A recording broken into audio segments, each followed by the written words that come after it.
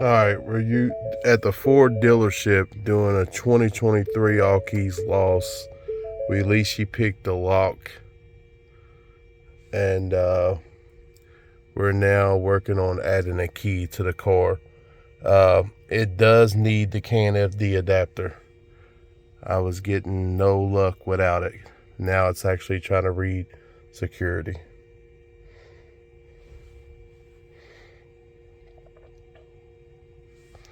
We're reading data 1%. Door ajar.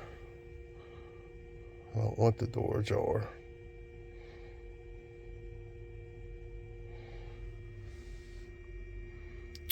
Alright, well, it's ajar. There's nothing I can do now because I don't want to mess with it. But yeah, at first I even had the KMFD adapter plugged in. A lot of people think it's just for GM, but I was getting, it still wasn't working. But there's a tight fit down there, and I unplugged it and plugged it back in.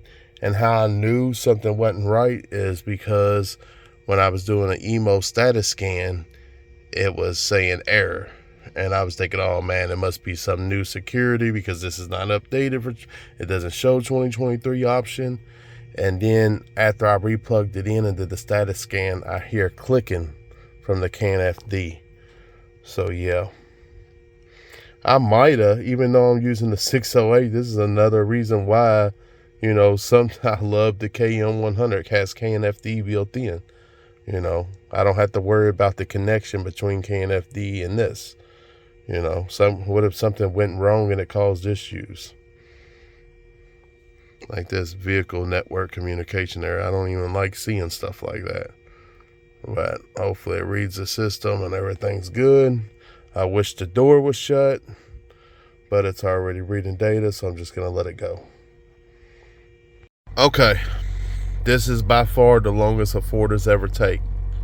It took exactly an hour to read the security before it started, before it added the key. And everything went blank. This said lost communication, all that stuff. I was actually getting nervous.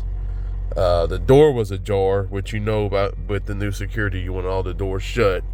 But don't be scared. That's why I'm making videos to help people out. It took an hour. Make sure that your J box is plugged in. Make sure you got your KMFD. Now, one question is, if we added a key anyway, but if we had the actual key that was already programmed, I wonder if the security would have went faster, like if we was adding a key. But definitely all keys lost, it took me an hour to add a key using a key that's not programmed.